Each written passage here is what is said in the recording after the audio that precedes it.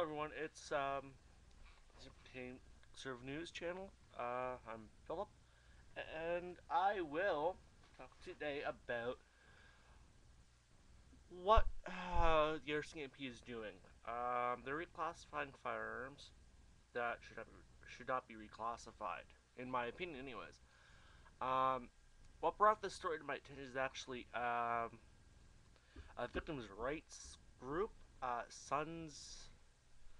What about our sons? I wake up and I have a post that the owner of this Facebook page, basically comes and asks me directly, what is my opinion? Is this gonna work? So I gave her a nice long answer. Covered just about everything I could think about. At the time. Actually, not too long, about a minute ago, 5 minutes ago. Um, It's because the RCB just sees more scary looking guns before the registry dies. Well, in my opinion on that, the RCMP should not be reclassifying the firearms. Because they're a police organization. So they you have this rifle. I'm going to use Good National Post, get you the rifle I'm talking about right now. Let's see, where is it? The Army Jaeger AP-80. It's a 22 caliber semi-automatic that looks like the AK-47. That's about all it does. All it is. It's a 20 caliber rifle, semi-automatic, which is a rimfire caliber, with magazine restrictions in place. Actually, the 22 caliber rimfires, there is no magazine limit restrictions. So you can have a 50 round drum magazine for your AR-15 20 caliber, your Ruger 1022. Which is a 20 caliber rifle. Very good target rifle, very good rifle, in my opinion. Also, I go to start. I go to my response. I talk to you about how I would classify the firearms. I would have two classifications. Your semi-automatic bolt pistol category. That's basically all the firearms that are not fully automatic, and then you have the fully automatics. Um, so that would be honestly, truly beneficial. Like more firearms that are fun to shoot. MP5 is a great little firearm. Very accurate firearm. Uh, Basically, the police use it. The police tactical teams use it as their close quarter weapon close quarter firearm of choice. It's a great little firearm, 9mm pistol. It's a pistol caliber. Um, there's a bunch of others. The Beretta CX Storm is another pistol caliber. So, but I'm gonna talk right now. I think I should talk about the magazine restrictions. Um, okay, like I said, 22 caliber rimfires. There's no limit on how many rounds you can carry. Pistols are gonna be there's still 10 rounds. There's 10 rounds for pistols, but there's no restriction on rimfire. With certain exceptions to other calibers, the Lee Enfield SMLE rifle, battle rifle from World War II, M1 Garand. Um, both those rifles have capacity higher than the 5 round rifle. And both the Enfield and the M1 Garand are actually used as hunting rifles in Canada, as well as the SKS and the Mosin Nagants. So the Mosin is a bolt gun. I'm not too sure about the SKS. I'm not familiar with that rifle at all. I think it's a semi-automatic. So it's limited to five. They're 5 rounds. That's all they carry, anyways. So they're designed to 5 rounds. But the M1 Garand and the Lee Enfield, they're exceptions to the rule because they're designed to carry, and they're internal magazines, internal ammunition wells. So basically, what that means is the round's not loaded via a detachable magazine. The M1 is loaded by an 8-round clip. Okay, I should clear that up. Clip is basically a stripper glue. It's a small piece of metal where you put your cartridges, loaded cartridges, into it. And a magazine that's not detached. You put it in, you slide them in, and a magazine is actually detachable. So you actually load the magazine. You put the magazine into the firearm. Um, so what what type of things that do I see with what problems do I see with the RCMP? Their police force. They can basically it's actually a bureaucrat with a bureaucratic division of the RCMP that has the power over what the classifications of firearms are. I mean, I read somewhere uh, that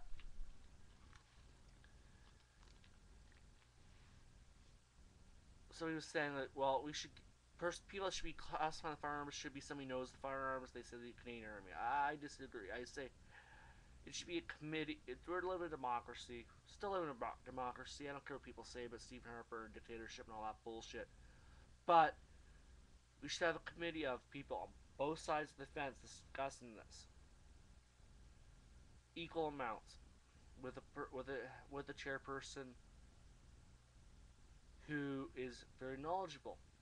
There'd be and with the chairperson and his assistant should have the ability to do that. Make the classifications. Um, Also, I mean, Canada, we do have a concealed carry license permit type system in place. It's not being used. It's actually the RCMP was promised the former Liberal governments to not issue ATC clearance permits to regular Canadians. Only it's very difficult to get one. I think that should change. Honestly, concealed carry actually benefits law enforcement. It won't work for them sometimes, but in the long run, it will benefit them. In the States, on average year, there's 3 million incidences, incidents where a concealed carry permit holder has to use their firearm or has to draw their firearm. Or, in some cases, for all the person says is, I am armed, I wouldn't mess with me. I am armed. Puts his hand somewhere, puts his hand in a bag, puts his hand right where his firearm is. If he's inside the waistband, which basically means it's in the holster there, or some cases you wear a jacket up here under your arm, so you just reach your hand in here. Uh, CCW or ATC here in Canada, if you're a holder, what you would have to do is tell police, I'm armed. Say you just put your hands up normally and say I'm armed. I'm carrying right now. Um, I mean, you don't hear. I hear a lot more stories, negative stories about concealed carry in the states that are just total bullshit. And I hear a lot. I hear quite a few as well on the other side that concealed carry works. A lot of shop owners in the states, Arizona, Nevada, Florida, South Carolina, Virginia, all these Pennsylvania, Missouri, actually, and a couple other places, Rhode Island, Connecticut. Okay, some of these states are open carry states, and some are concealed carry. New York, California, and New Jersey, and uh, Illinois are four of the and Washington State and Washington D.C. are six of the most strict states in the U.S. When it comes to firearm ownership. Actually, Washington D.C. now is a little bit better. The handgun ban has been lifted. Actually, deemed unconstitutional in the states. And California, they basically just recently banned unloaded open carry, um, which I'm a big proponent of open carry. I'm part of two groups in the states that are open carry groups. Actually, a few of them actually. Florida, Missouri, and California. Three states, anyways. There's more I'm looking at, but those are the three states groups I work with. I have friends in Missouri. I have friends in Florida. I have friends in California. So do the math. I'm going to be there helping them out, and helps. It kind of helps for exchange information between Canada and the U.S. and these specific states. So that's why I'm part of these groups. Um, But to get back on point with the reclassifications, I mean, there's rifles AK-47. Is this a scary looking rifle? Yes. Do you think that should mean it should be classified as prohibited? Mm, not if it's semi-automatic. I don't think. I honestly think people should be able to own whatever rifle they want. Um, I mean, classifying based on what it looks like, not its action. I mean, the AK-47. I know people in the states that use AK-47s for hunting. I know people in the states that use the AR-15, a bait with a larger round than the 223 round or the 5.56 round to go hunting as well. Bolt guns actually, it would be people who do not realize the AK-47 compared to, let's say, a Remington 700 sniper rifle, hunting rifle. The Remington 700 is actually a lot more powerful than the AK-47. Yet they fire the same round, very similar round. Basically a 308 round, and our system also or the 7.62 round. Um, the AR-15 fires a 223 round, which is basically a little bit larger than a 22 caliber rifle round, but it's that. Great little round, great accurate round, and very mean round too. It tumbles like 22. 22s, 223s are the worst ones to get shot by. But they make great target rounds. 22s are great plinkers, great target rounds. If you get the target match grade 22 caliber. Um, I mean, on the handguns front, there's many good firearms, good handguns that, like the Glock 26, which is compact. It's a very small handgun. Um, P38s, Walther P38, another great little firearm. PPKs, 380, another great little firearm. Yet their barrels are under 106 millimeters or 4.2 inches. Hmm, that's ridiculous. I mean, 4 point. I mean, I find you shoot. Let's say you normally train. Let's say you fire a firearm, a pistol, handgun, with a barrel length of a competition a 6-inch barrel, an 8-inch barrel. Okay, that's a revolver. Okay, or 4 or 5 inch barrel, 5 1/4, 5.5 inch barrel. Okay, for some of the semi-automatics. Um, but you train with a shorter barrel pistol. So you're training with a shorter barrel pistol. It's going to be harder to hit the target with a shorter barrel pistol. You don't have this accuracy is not inherent. You can train yourself to shoot accurately. If you have a longer barrel, you have better accuracy. But if you go train with a shorter barrel, the same pistol, you could actually improve your accuracy with the longer barrel pistol. That's just my theory of the matter. I want to prove. Actually, I want to prove this. Let's go to the States. I want to actually prove this. One of my friends, I know he carries a short barrel 357 with him. That's his concealed carry, open carry firearm. I think it's a 2.5 inch barrel that he carries. I want to see. I want to put that theory to the test. Next time I'm down, when I go to the state, next time I go to the states, I want to put that theory to a test. So Yeah, it's scientific. Who would have thought? Who would have thought it? A conservative supporter, as somebody who believes in conservative party, believes something in science. Science. This is ballistic science. Okay, that's the science I believe in. So you have to understand it. Firearms are not going to be the one. They're a tool that people use, whether it be for hunting, target shooting, home defense, self-protection. Um, Criminals use it for one thing: to kill and rob, kill and maim. That's what their job. That's what they do. That's what they're best for. I'm gonna read actually what I wrote to What a Better Son's comment. I have always said that you can't classify a firearm based on appearance, the look, the barrel length, or caliber, and who use it to be classified. The only thing that should be used to determine its classification should be the action itself. For example, a fully automatic to be allowed to be owned by qualified individuals and only shot at specific ranges. A semi-auto rifle should have no restrictions as they can be used for many legitimate tasks, such as target shooting and hunting. There should be no magazine capacity limits. Police need to go after the criminals that are using their firearms in crime. All Canadians should be able to own whatever handgun, regardless of barrel length or caliber, as some of the shorter barrel handguns make for fun to shoot target guns that can help improve the shooter's skill with other handguns.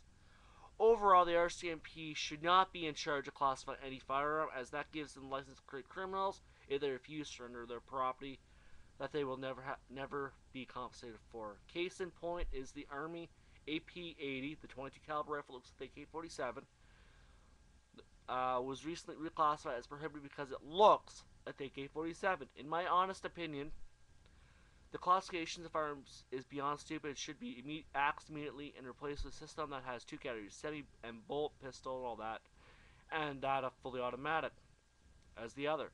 I would still keep the license system, but with a few changes. The main being the requirement to be a member of a shooting club being eliminated.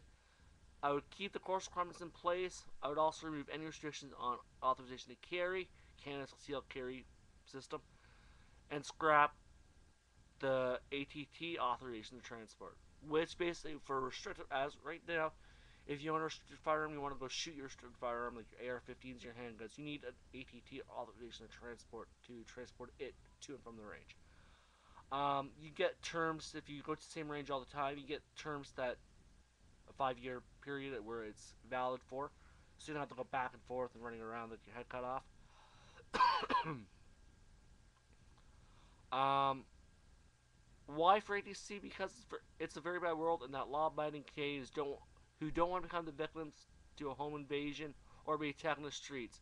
In the U.S., it has been proven that when criminals don't know that the potential victims are carrying, they're more likely to find another victim and one that is not prepared. Also, ATC or CCWs cares to help the police ending situations like Dawson College and other mass shooting events. Also proven. Um, don't I mean, literally, guys, don't believe the BS that you have from ABC, MSNBC, or the mainstream media, the liberal media in general, or the anti-gun media, I call it. For ATC or CCW, the person applying it for it would have to receive special training and be required to train with the police or military forces on a regular basis and attend firearm defense classes.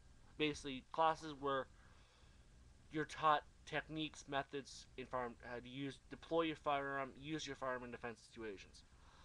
I'm of the opinion that firearms in the hands of law-abiding Canadians less firearms in the hands of law-abiding Canadians equals more crime in general.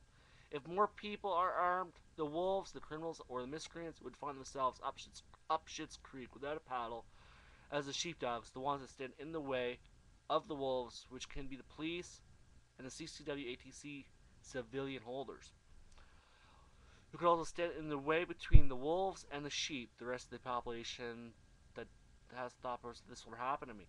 The sheepdogs are not actively looking for a fight and would rather extricate themselves from a conflict when they are carrying and will only use the firearm as a last resort, much like the police.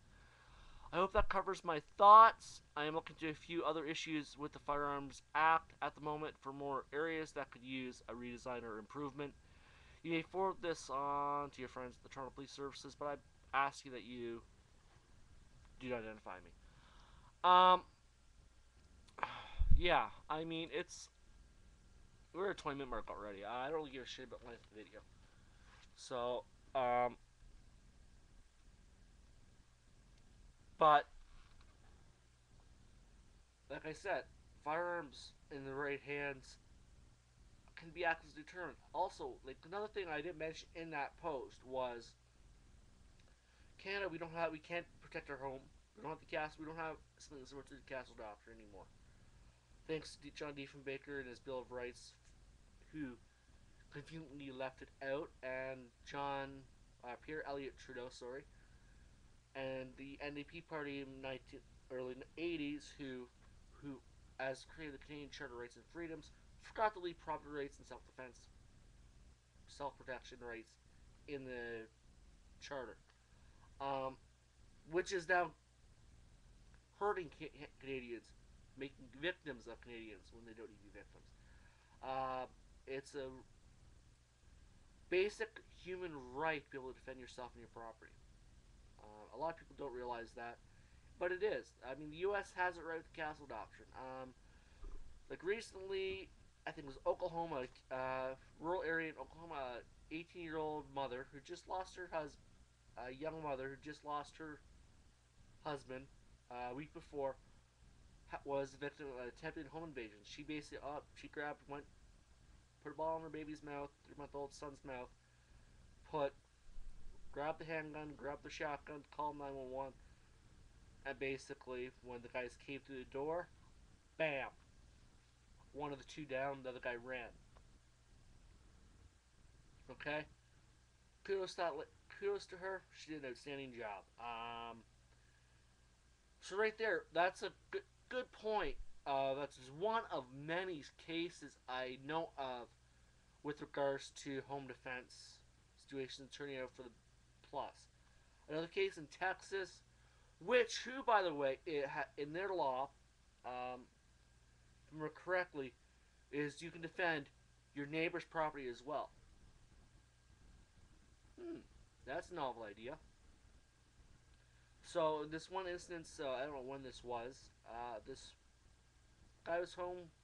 He notices a couple of people breaking into his neighbor's house, so he grabs his pump shotgun, calls 911, calls the police to get there. He goes out. He says, "I'm going to go stop him," which he is in the right to do so, according to law. But the DA and all this didn't see it the same way. They didn't read. I guess they didn't read the law as clearly as people know it. Basically, his peers, jury of his peers, basically did not allow the jury to go. They basically said, "Nope, he's not guilty." Boom, end of story. The case in Oklahoma with the young mother, it was actually ruled as a justified shooting. Guy had a 12-inch hunting knife in his hands. So one guy there brought a knife to a gunfight. Never mess with Mama Bear. Sometimes never mess with Papa Bear either. So people need to understand that self-defense is your right. You have a right to self-defense. They're saying, I can't carry a cop with me, they're too heavy. Or I'll be judged by 12 being carried by 6. When the seconds count, the police are minutes away. Those are 3 sayings that I fully believe as to be accurate and true. Would I ever want to have to shoot somebody? No, I would never want to have to shoot somebody breaking my house. Shoot somebody. But if they broke into my house, I had no recourse. As the last option to end the situation. I don't know what they want to do if I'm home. I would basically probably do something that young mother did. Is boom, but I don't use a shotgun. I'll probably use a bloody pistol or something or whatever I had available if we had those laws that were able to do that. Our storage laws, are ridiculous. I mean, but I see where they're coming from. So there's a lot of go back to the reclassification system. Actually, it's I see a lot like the Norinco T97, Bullpup. There's a few other rifles that are out there that there's issues that are being reclassified as prohibited firearms that should not be classified as prohibited firearms. Similar to that Benelli shotgun. Another one is the AK-47. I don't think it should be classified as prohibited. The MP5, a couple other firearms. Actually, just put every firearm on the prohibited list except a couple that should not be there. Should be at least restricted in today's system because they're based on looks. So I don't really know what people are thinking or doing or fuck. I know this Canada is the so-called liberal country. We're not liberal. We're basically the liberals are a dictatorship. When it comes to firearm control, they think, oh, public safety guns in the hands of normal people's stupid, crazy. We're like the U.S. Blah blah blah blah blah. Well, sorry, people, we're not. Our laws are ridiculous. Our laws are actually California has tougher laws than we do, if you ask me. In most areas, actually, they have lighter laws. New York has lighter laws than us. Um, in my opinion. I mean, do I say everybody should arm themselves? No. If you don't want to arm yourself, you don't have to arm yourself. You don't have to own a firearm for home defense or whatever reasons. It's for my American friends. Keep it up. Keep your fight up. You guys do an outstanding job. You guys have some of the best laws I've seen. I mean, for gun control laws, restrictions, you guys have the best laws in the Western world. You're the most freest laws. Then, in part to your Second Amendment, which here in Canada we have something that's very similar, which is being ignored. Actually, it's actually pretty much written out by the Bill of Rights, unfortunately, and the Canadian Charter of Rights and Freedoms. Um, do I say that we should be able to own whatever firearm? Yes, within a limit. Within, if it's fully automatic, you need special training, special license for that. Do I think that Canadian laws are ridiculously overbearing and do nothing for public safety? Yes, I do. They do absolutely nothing for public safety. Gun control does nothing for public safety. It does it what it's for. The criminal safety. That's what I think it's for. Our control measures are for. Okay? I mean, we have laws in the books for murder, for attempted murder, for assault. Why don't you use those? Um, it, I mean, I agree. People should be licensed, and that should be enough for registration. For most, for honestly, for registration purposes, that should be enough. If you have a license, there's a good chance that the person can have a firearm, or two, or three, or whatever amount. Okay.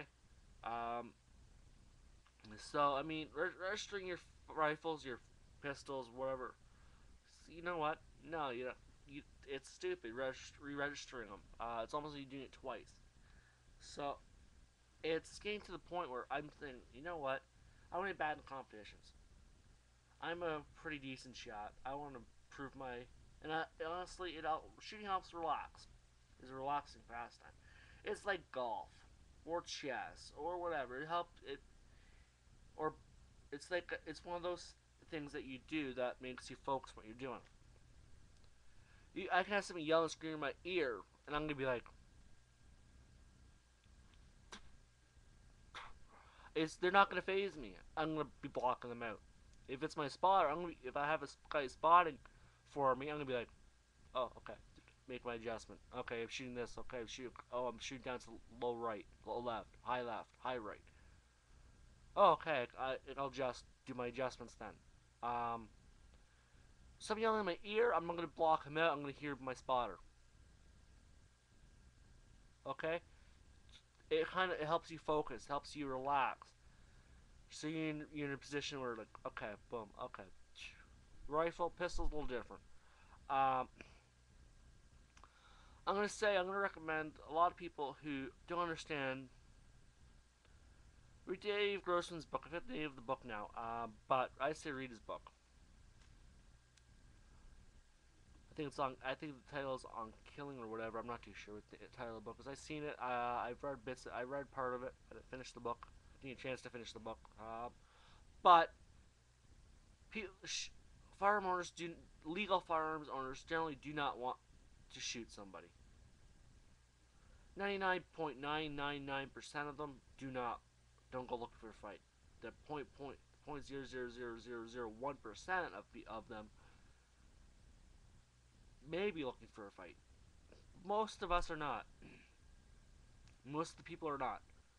Um, so I mean, people grow up, wake up, chill out, relax, have a chill pill, get off the sauce, uh, research stuff before you speak. Um, People say they're reclassifying certain rifles to be non-restricted when they're already there. Most part, they're already non-restricted. There's a couple models of those rifles that were restricted because of barrel length or some spec on it. So I mean, what else can I say? I mean, reclassifying firearms is a mistake. The RCMP should not be able to arbitrarily reclassify a firearm based on its appearance, but they should, and I mean, they should be classifying firearms at all. They're a police organization. They're a police agency. They are the ones responsible for enforcing the law, not making the law. Police should not be making the law. That should be Parliament's job alone. So I think there's gonna be a lot of court battles over this, the Army AP-80, and there's actually one about the during T-97 now, I believe. So thank you all for watching. Have a great day. Stay safe. Shoot straight. Have a great day. Bye.